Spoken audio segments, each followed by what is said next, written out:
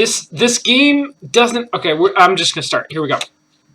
Hi, my name is Sean Bouchard, and this is Play by Play. I am starting a new game tonight.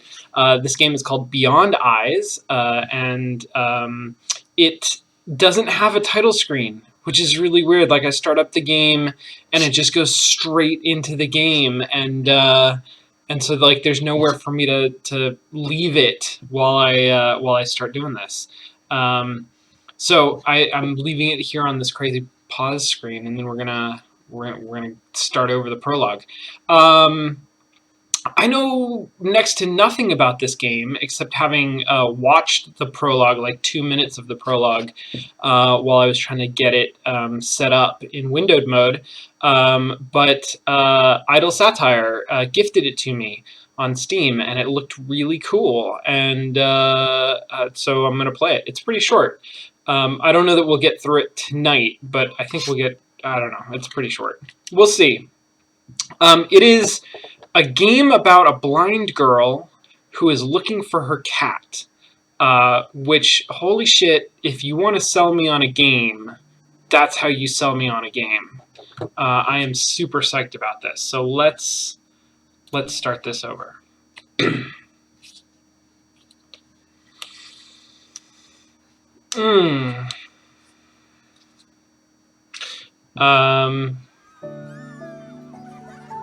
Here we go. It was a lovely summer's day. Ray was playing with her friends.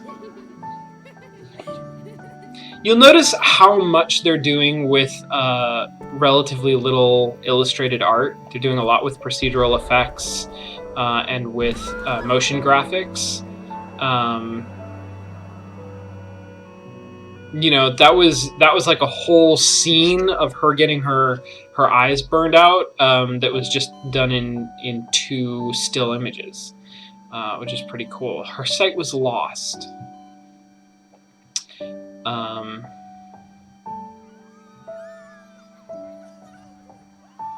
And this kind of like glowy, watery reveal effect, I think, is part of the game. That summer, Ray spent a lot of time in the garden, alone with her thoughts.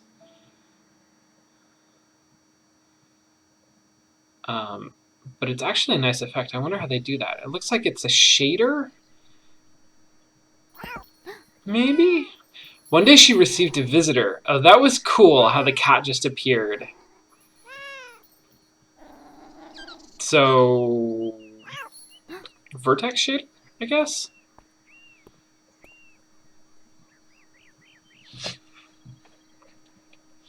Okay, how do I'm trying arrow keys. I can move around with arrow keys. Oh, and I can move the camera. It had my mouse locked for a second. Okay, I'm supposed to follow the cat, I think, but I'm going to walk around this way just to see, to familiar... Oh, God, I walk into the wall and she puts her hands out. That's fantastic. That feels like supernatural. So, the turn speed is super slow. Like, the walk speed is slow, and that feels okay. But the turn speed feels a little bit strange. So obviously what's happening here is the bird is making a noise, which I can hear. And so I can sense further in that direction, and the game translates that as a visual sense. So I can sort of tell what's going on in my immediate vicinity, and then if I hear things that are further away, then I can... Oh, look at that. But sometimes I'll misinterpret what's going on. So I just assume that there's like grass in front of me until I run into a bush or a tree, and then the visual world in this game, like what I can actually see, is Ray's mental model of the world around her. So it's not always accurate, or at least it's not always complete. But as she sort of moves around and gets a sense of what's nearby, I can sort of fill up this space with things and then remember where they all are, which is cool. I feel like I've seen other games that were more explicitly about echolocation, where you could only... Oh, there was a cool Kickstarter for like a horror game where you were blind and you had a cane, and as you walked you would tap the cane and you would sort of sense the area around you by echolocation, and whenever something made a loud noise in the room you could see like more of the room, but you would only get flashes of it. Like you would tap your cane and you would get like a wave of imagery and then it would all fade. This is not a horror game, as far as I can tell. It certainly doesn't look like one. And so it's not about that, like, oppressive darkness. It's not about, like, losing sight of things. It's about building up a sense of what the world looks like. Look at these little purple sprites that sort of fly around. Eve White says that sounds like Dark Echo. I don't remember the name of the game. Possibly... Oh, thank God the cat has a bell on its neck. The pair quickly became best friends.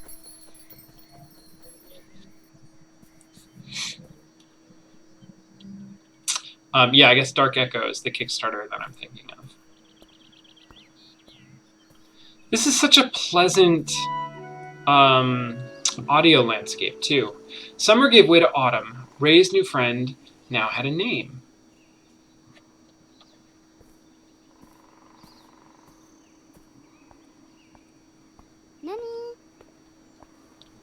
Nanny? Nanny?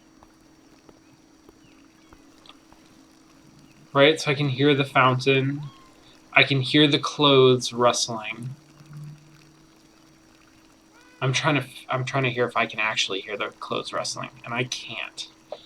Oh, and there's a cat. I sort of hear the cat. Meow. Oh god, I'm going to be doing that a lot during this game. Where'd the cat go? There's a bird over there. There's a woodpecker. Okay, so I'm seeing like birds and woodpeckers a couple of different times. So those are probably going to be common sort of things.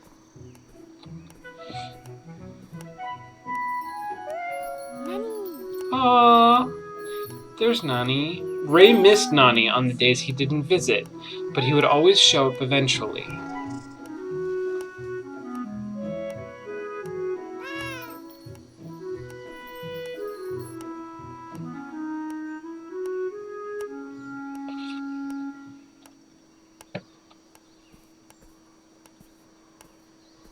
I'm super intrigued by these little sprite things that are flying around and leaving trails.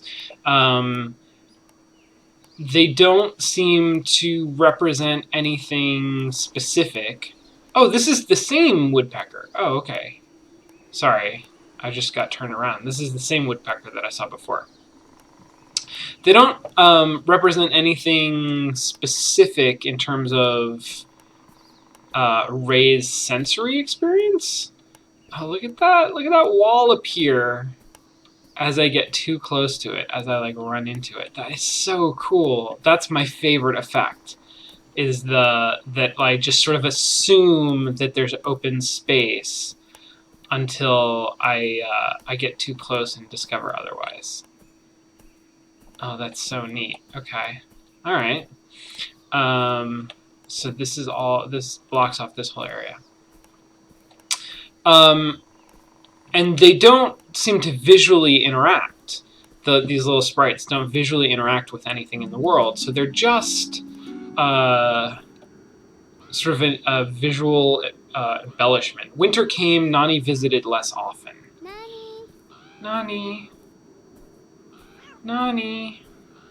Oh shit, it is hard to see things in winter.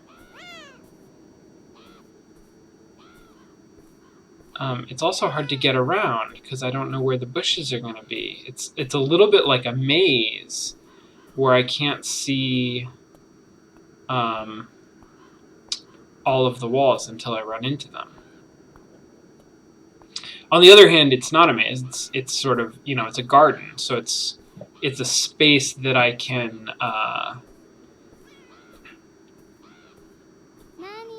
I can try to interpret like what the intent behind the design of the space is.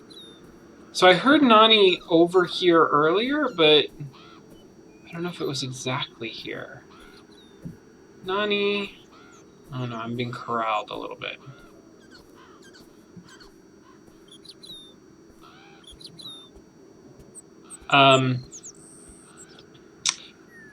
So last week was demo day at USC, and one of the classes that we have is advanced. Look, oh shit! Look at me. I'm super motivated to fill out all of the world, even though there's absolutely no reason for me to do that.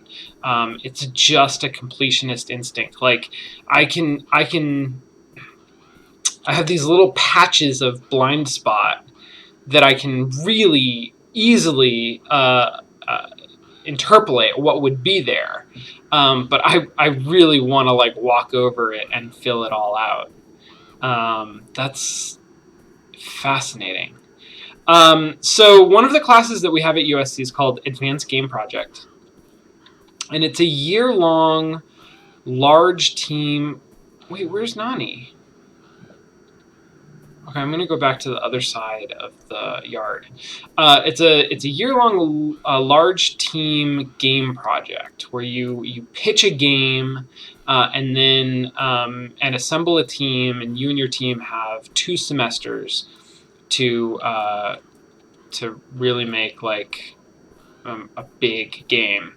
And so in the fall, at the end of the fall semester, there's a demo day where students show off everything that they've done so far. Look at that. Look at how they could have made this difficult to navigate, right? If the bushes had just sort of gone up to the side there, as a level designer who's trying to create an interesting level that the player is going to be challenged by and it's going to have to navigate. My instinct would have been to put bushes right up against that wall, and then you sort of explore this dead end and have to go back around.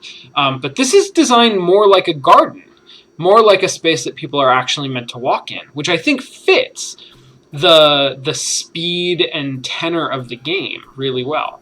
Okay. Oh, maybe Nani was over this way. Oh, look at that. That's where Nani is. So at the end of the fall semester, students show off their sort of halfway progress. And one of the games that was being shown at demo day last week that I didn't get to actually play, so I can only kind of speak about it, which I'll do after this cutscene. Oh, that cat is so cute! Look at the cat and the little girl! Each time Nani left the garden, Ray would worry, wondering if he would ever come back.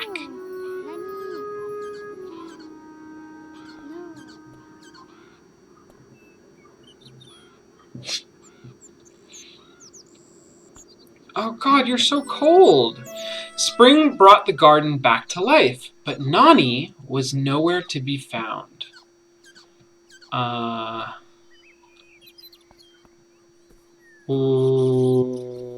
Is Jetlag here? Does Jetlag know what cats having sex sound like? Because maybe that's what's happening. Okay, so there's a game at demo day. There's one of the advanced game project is called ICU. And if you ask me, the fact that it does not take place in a hospital is an enormous missed opportunity. But it doesn't. It's just called ICU. And it's called that because, oh, do you guys see that, like, sphere? That, like, iridescent bubble-like sphere that's radiating from the bird when it makes noise? I haven't noticed that effect before. Okay, so there's a wall here. Does it end?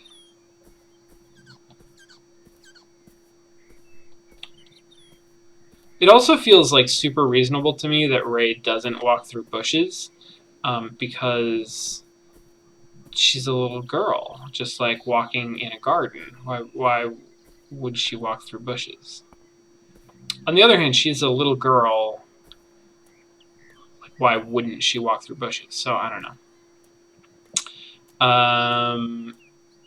So ICU is I think it's a horror game. And I don't really know what the premise is, but the hook is that the camera on your computer, like the camera on your laptop, is activated, and it's doing facial recognition. And as you play the game, it's watching for when you close your eyes. There's another game like this too that does it. Might have actually won an Indicate Award, and I didn't.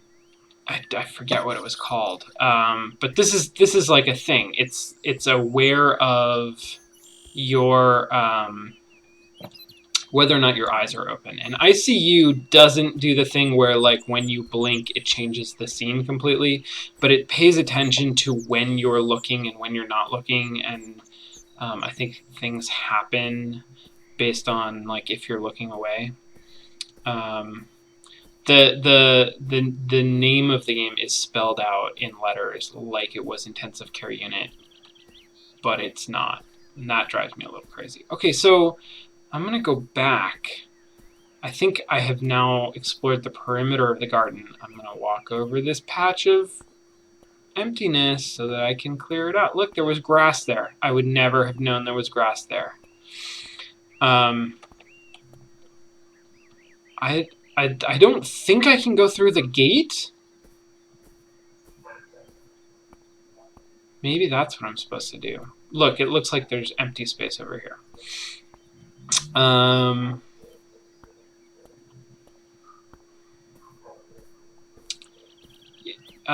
Yeah.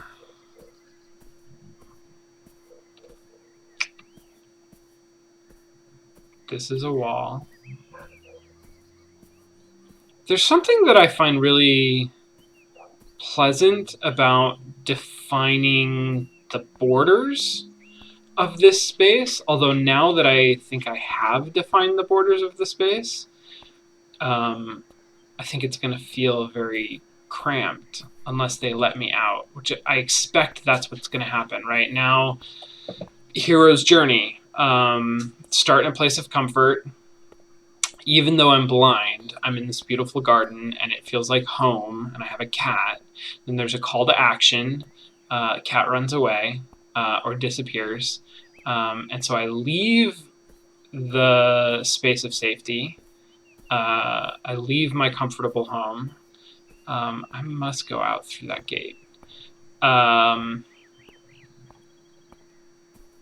To go on, a journey.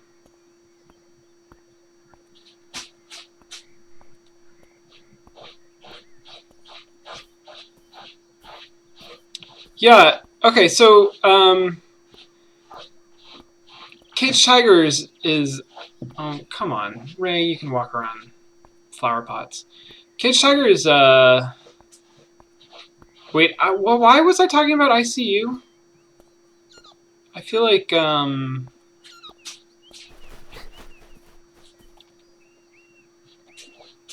Because it uses the camera, and I want a game where I'm searching for my cat, and the game uses the microphone. And every time I call out for the cat, it meows. It's like Marco Polo, but with cats and microphones. That's what I want. All right, so something is happening here. I have a blue squiggle around me. I'm trying to click mouse buttons. I'm trying to press keys like Q and E and Control and Shift and space. Ah, it's space. There we go. So Kate Shire was pointing out that the game fostering a sense of completionism in me is weird. So Ray missed her friend badly. One day she went out into the garden. Actually, or out of the garden, whatever. She went outside. I kind of wish it had said that before. Because then I would have known to go out of the garden. Although waiting until afterwards gives me more of a connection to the character, right? Because I feel agency in what I'm doing. I feel like I made the decision to leave the garden and then the story followed along with me, rather than the game prompting me with what to do. Even though it's totally linear, there was only one thing to do. It's a different experience depending on the order or when the game tells you what happens in that sort of storybook fashion. Holy shit, where is the gate? I'm suddenly in the middle of nowhere. There's the gate. Ray, remember where you came from, girl. That's gonna be trouble. So,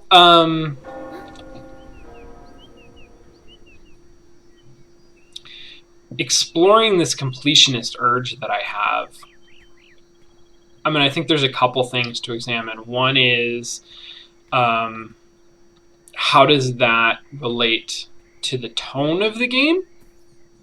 And Kyla's point was that it seems inappropriate. Oh, there's a bush there. It seems like the tone of the game should not be about what is that? That's because that's not exploration. That's like an achievement motivation. Nani. And the other is that that's not, like, is that a natural mode for me as a player to interact with the game? And if it's not, then what is inspiring it in this game in particular? And I think that it doesn't shock me that I would have that instinct. I think that is a thing that I like to do. I am not a completionist, along every axis, but this kind of like exploration of space, I definitely have a history of, wanting to do that. Ray wondered if Nani might have come this way. So that's the ghost cat of Ray's imagination. Interesting. That's bushes, yeah. Can I interact with this? Oh, there's a blue swirl, so yes, I can climb over it. Interesting. I'm not sure that like completionist exploration is actually totally out of place in this game. I feel like Ray as a okay, so I don't want to speak for Ray as a blind person, but speaking for myself, role-playing as Ray. Whoa, this is terrifying. This is like Indiana Jones and the Last Crusade here. That's wild. That is super cool. What a neat effect. That feels so... oh gosh, there's something like thrilling about that. Even though I know that there's going to be a bridge there. Oh man. But like not being able to see it right in front of me there's something that pulls me forward. I mean, that's a very cool feeling. So I'm role-playing Ray, and as I role-play Ray, I feel like she has a relationship with the space around her, based on the fact that she can't see all of it. This is a game that is all about uncovering. See, now I want to go back and just see what's around. I feel like this is the path forward. But there's this fountain here, and like, are there more bushes? Things were not always as she imagined them. Oh yes, check that out. It's not even a fucking fountain. See, and that felt like I could have just kept going, right? Like I didn't need to go back and see that. There wasn't anything important there. But actually, it was important that I go back because it disabused me of some imagined false narrative. And so I think that's what I'm sort of experiencing, is this like desire to, I mean, I can get through the world. I can sort of figure out enough to get through the world. But I want to fill in all of those gaps because I don't know. Because otherwise there are gaps. Otherwise there are these like spaces in my understanding of the world around me, and that's uncomfortable. And so it's not so much the gamey like, maybe there's a power up over in this dead end. Oh, Ray. Did I just bump you into a tree? And now you're like really upset? I'm sorry. Oh shit, look! Things are scarier out in the world than they were in our garden. So in an adventure game, or not an adventure game, I guess, but in an RPG, in a dungeon crawler, I want to go down the wrong path every time to fully explore the dungeon because maybe there's loot down there. And that's a different instinct than this. I think this is an instinct of having an incomplete understanding of the world is really uncomfortable. And so me, like, trying to complete the map is about feeling like I know what's around me. Feeling like I can understand all of that, because understanding it gives me more of a sense of control, right? It gives me more of a sense of I know what's going on, I can handle this.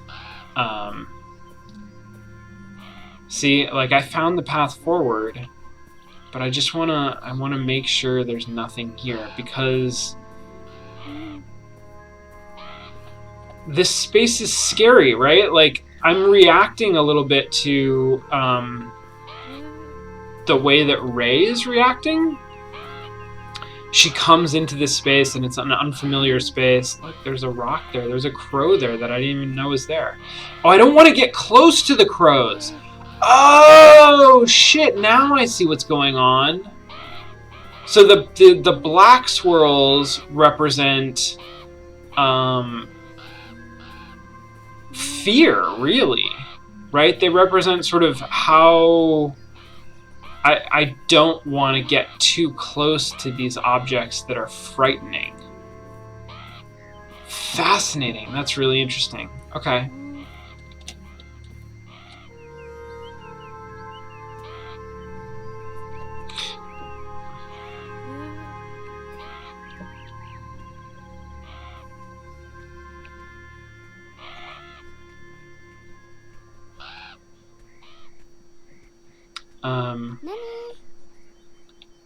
Is this a fork in the path? Oh, that's troubling.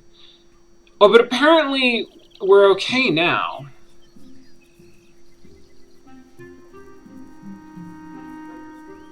I'm imagining, this is me imagining Nani was here. And maybe jumped into this bush. Because I hear noises coming from the bush. Could that be Nani? It's going to turn out to be something bad. No. It's not bad, it's just birds. It's just not my cat. That's all. Okay, I'm going to follow this path a little bit further.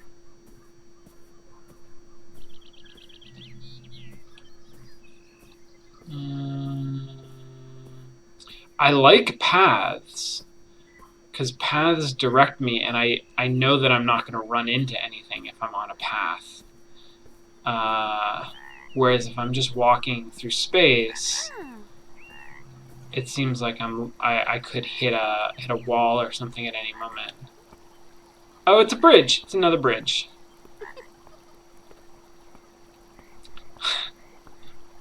I love how delighted she is by that frog. That's just charming. Okay, and so now I'm getting near. I hear crows, and so. Oh, but they're not crows. They're chickens. Oh, that's so much better. See, okay, so not every surprise is horrifying. Can I knock on this door and say, "Hi, I'm a little blind girl. I lost my cat. Have you seen him?" Seems like that might be the move, right? You would evoke a significant amount of sympathy, I believe. Maybe somebody has seen your cat. On the other hand, maybe your cat has been chasing somebody's chickens, and you don't want them to know, or they would not be happy to meet the cat's. I don't know if are you the cat's owner, or are you just a person who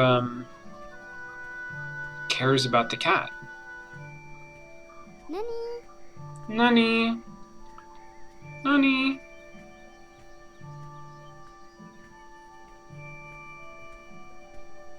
We dipped our toe into darkness and then came back to something pretty. But that was meant to prepare us, I think, for worse things to come. Check this shit out. Dogs. Dogs are the natural enemies of cats. Actually, being blind and hearing a dog bark nearby would be terrifying. Can you imagine that? Can you imagine, like, knowing that dogs are fast, and when they're angry, they can be vicious, and you have no defense against that.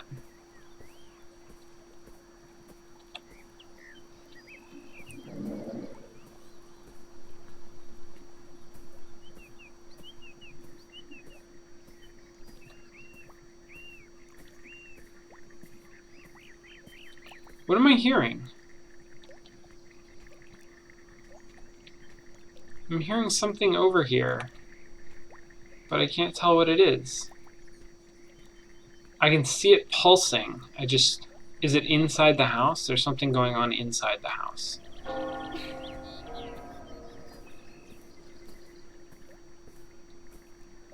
Is it getting late? Well, I'll be able to tell if it gets cold, maybe, when the sun sets. Oh, the path goes through here.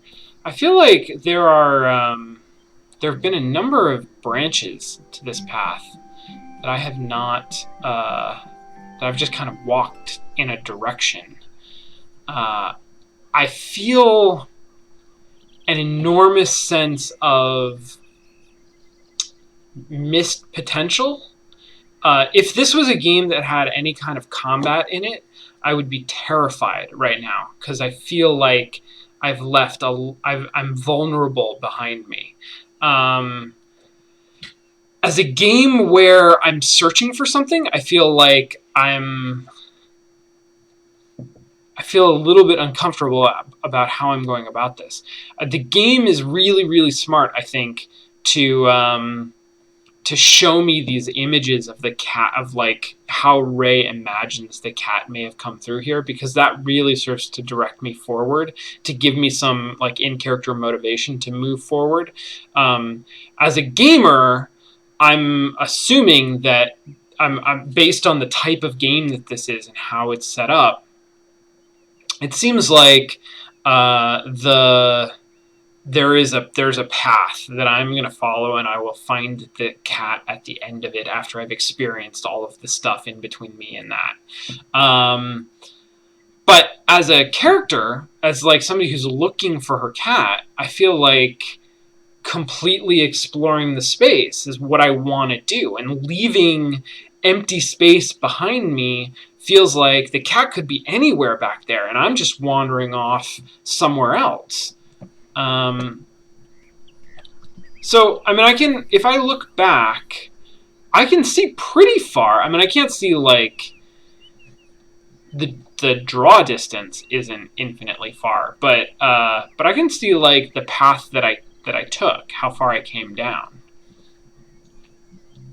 Okay, so we just imagined the cat going this way. I'm going to take a short break and come back in a minute and keep playing this game, Beyond Eyes. All right, see you in a minute.